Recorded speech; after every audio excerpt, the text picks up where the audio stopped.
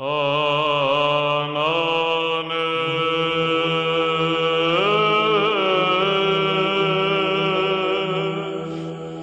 there! Today we're going to talk about a pen that was sent to me by David. David sent me this. He had bought it and he didn't really care for it. The nib was a little too broad for him. And we're talking about a pen that came in this packaging, which is quite nice. Now, those of you in the UK may know this logo. This is by Waterstones. That's a bookstore which apparently has a line of writing instruments. It says, just add paper, fountain pen, Waterstones love to write. Sounds good to me. On the back, there is some information. It says, ink your signature or correspond with love. Love to write. Specially designed and produced with care by Waterstones at the perfect size and weight for a comfortable and inspirational writing experience. With a stainless steel nib which will adapt to your style of writing and allow your thoughts and ideas to flow. Standard ink cartridges or bottled ink may be used. Well, cool. You open up the bottle. Whoop. There's an instruction sheet. It shows you how to put the converter in and stuff.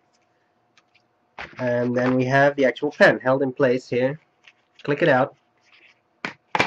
And here you have it.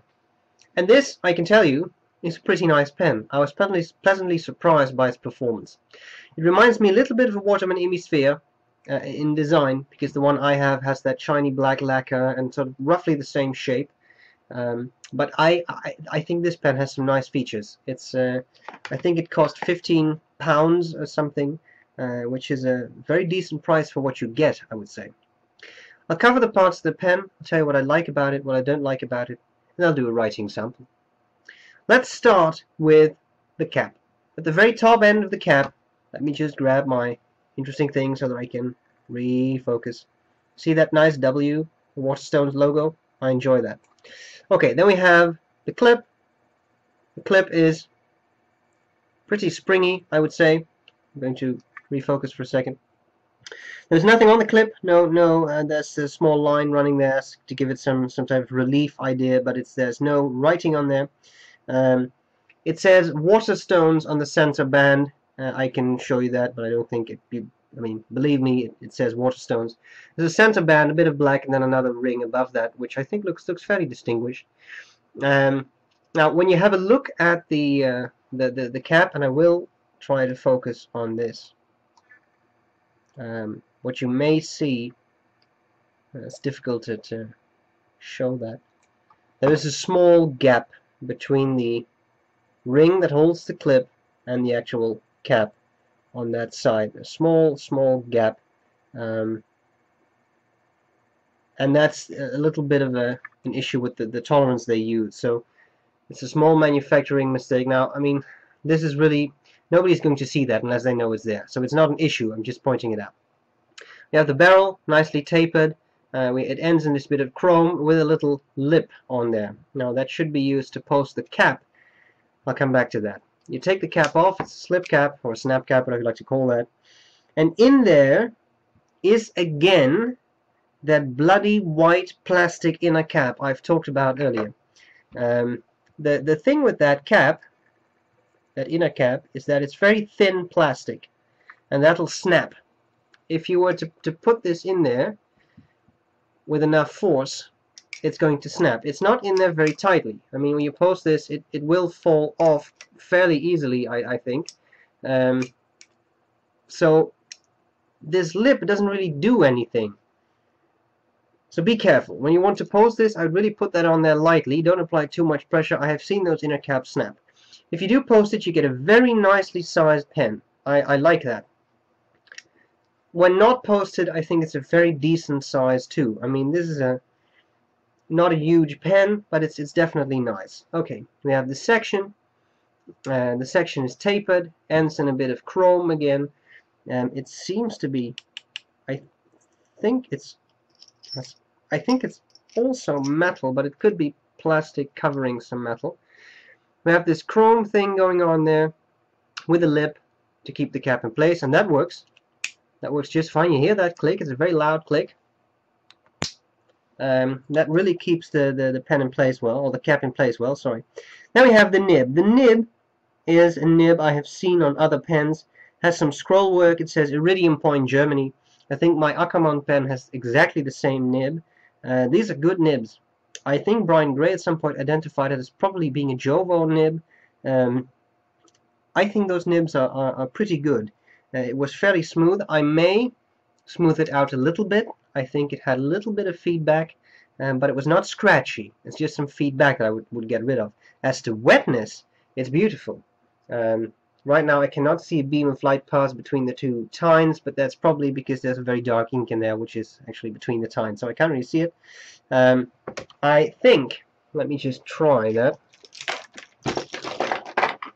I think I can probably remove the, yeah. The nib and feed are friction fit. You can pull them out straightly.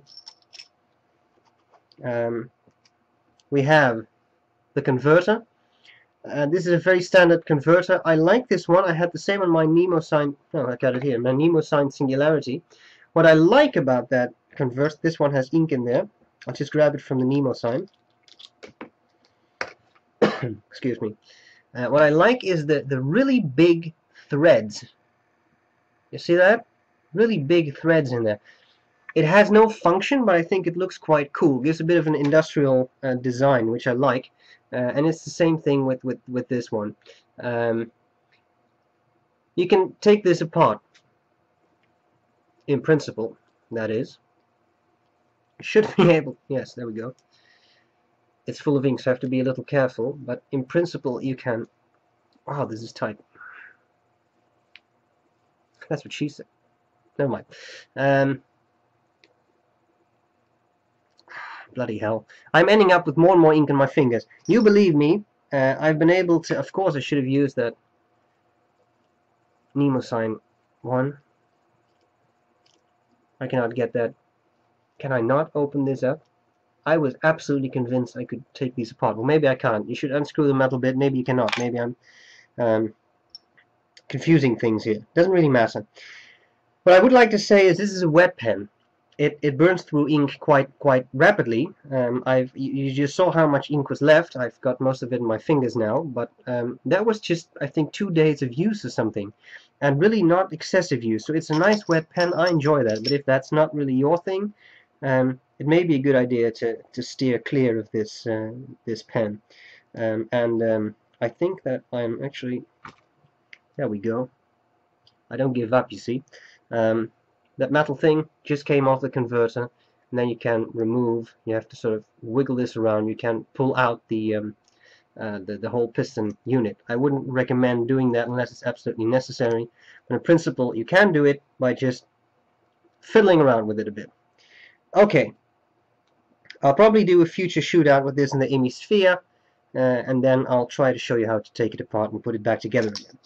For now, I think I have discussed all the parts of the pen. We should talk about what I like and not like about it. Well, what I like is the whole pen.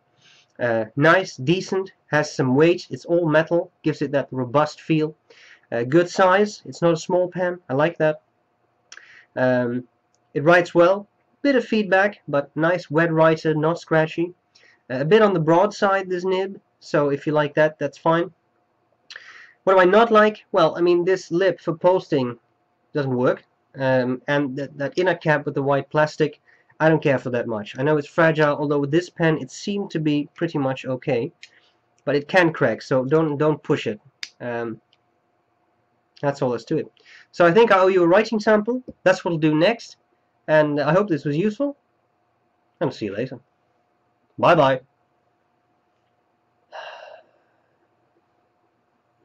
Okay, so here we go with the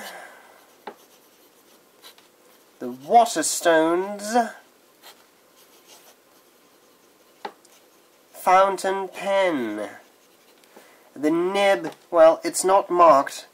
I guess it would be a medium, but as you can see, it's not that fine. It could well be somewhat on the broad side as far as I'm concerned, and that's, oh, I like that, so for me that's fine.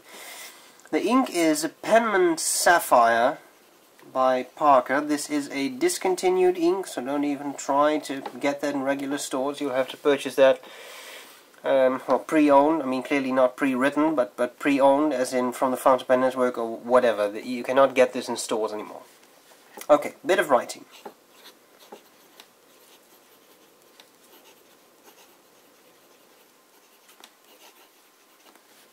Lovely ink, by the way.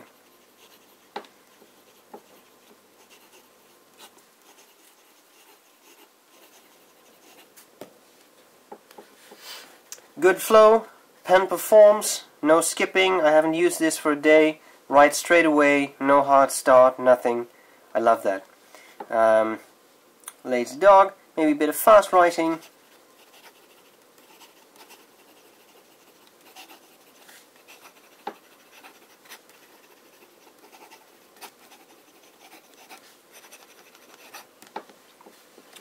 No issues there, writes well. No real skips, that's good. What about flexibility? Can we get some springiness out of this nib? It looks like we can. I'm not even pushing down that hard.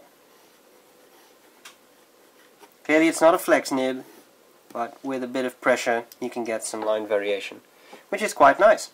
What about wetness? Well, when it comes to wetness, there are no issues with this pen. As you can see, lays down a nice patch of ink, pretty even, pretty consistent.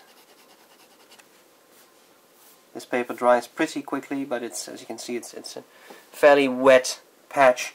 I love it. I think this is a very nice pen. It reminds me a little bit of a Waterman Hemisphere, so maybe I should do a shootout with those pens at some point. But for now, this was an overview of that pen. Hope you found this useful, and I'll see you later. Bye bye.